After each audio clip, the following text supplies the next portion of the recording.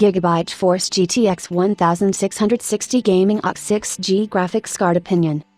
When you think about it, the GeForce GTX 1660 is the perfect 1080p card for most people. You are going to be able to get over 60 frames per second in most titles with the settings turned all the way up.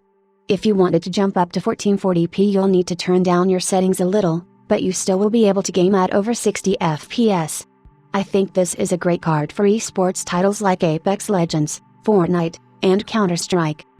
Of course, Nvidia also has a GTX 1660 Ti, which is about $50 more.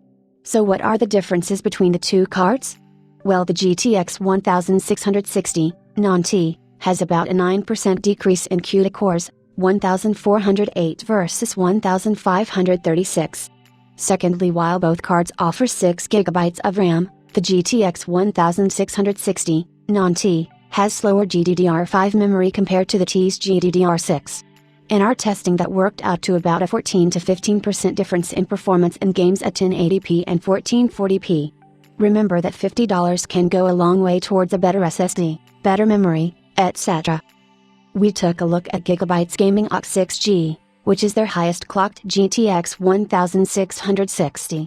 It boosts all the way up to 1860 MHz, reference is 1785 MHz, so that alone will give you a few more FPS in games compared to a reference card.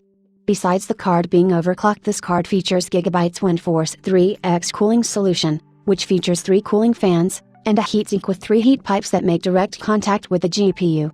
This cooling solution is one of the best out there, plus when your system is idle or not doing any heavy lifting, the fans turn completely off. You also do get an RGB Gigabyte logo on the side of the card, which is a nice plus.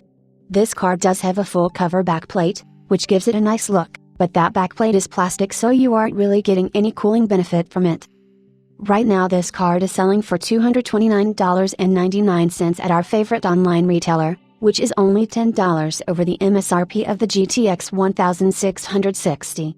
It is sort of a no-brainer to pick this card up over a reference card.